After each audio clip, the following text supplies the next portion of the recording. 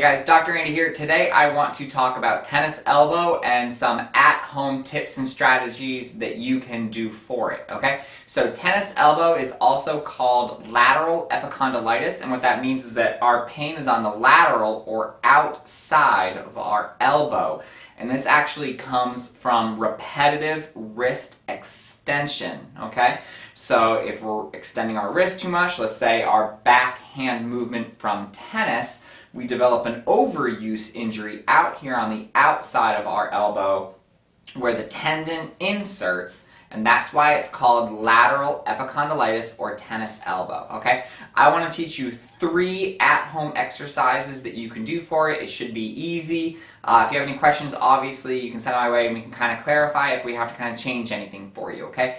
The first one is the absolute most simple, and we are going to work on hand strength, okay? So I want you to go home. If you have a lacrosse ball, that's perfect. If you don't, if you have a baseball, any kind of circular object around the size of a lacrosse ball or a baseball, tennis ball is not going to be the best, but it'll work, okay? You're just going to grab it in your hand. You're going to lay that hand down, face up, put it in your hand, and then you squeeze. And you're going to hold it there about 50, 60, 70% of your strength. Right? So you're not killing yourself. You're not going to be falling over trying to squeeze it too hard, but good 50, 60, 70% of your strength. You squeeze it, hold it for a good 15 seconds, relax. If you need to shake it off, go ahead. You go back to that ball after about 10 seconds of rest, go back and you start squeezing, okay? And you're going to do this probably about 3 to 5 times. Remember, you're holding it for about 10 to 15 seconds each time. Morning and night, that's perfect. All of these exercises twice a day, morning and night, are absolutely perfect, okay? Remember, this is a wrist extension injury, so we do want to actually build up a little bit of strength with it. You don't want to do it so much that it starts to really kind of give you a lot of pain, okay?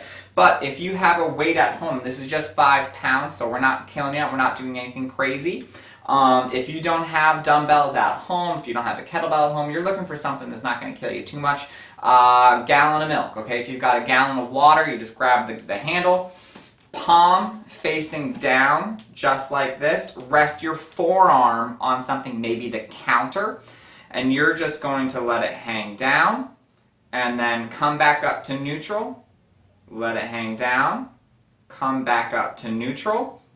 Maybe about 2 sets, do this about 8 to 10 times each, and you're just doing some nice, gentle wrist extension exercises that are going to work straight through that elbow up into your lateral epicondyle, all right, or the outside of the elbow, okay? Those are the 2 that are kind of working on strength, right? But what we do need to focus on a little bit is stretching the area, right? So this whole area has lots of chronic inflammation through there. There's little tiny rips in the outside of the elbow. We have to stretch it, okay? So we're going to put this ball away. Pocket works better than anything else.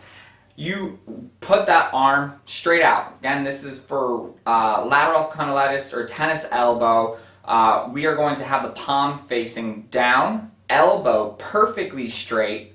Flop that hand down, grab it. With your other hand, grab the back of the hand, keep the elbow straight, and you pull that wrist into yourself. Pull the hand into yourself, and you are going to feel a stretch all the way up the forearm into that elbow, okay?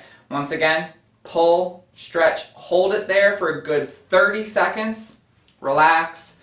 Do about 2 to 3 of those in the morning, in the afternoon, and hopefully it's going to start to make that elbow feel right as rain. If not, give our office a call. We can do an eval for you, and we can figure out what is going on with that elbow.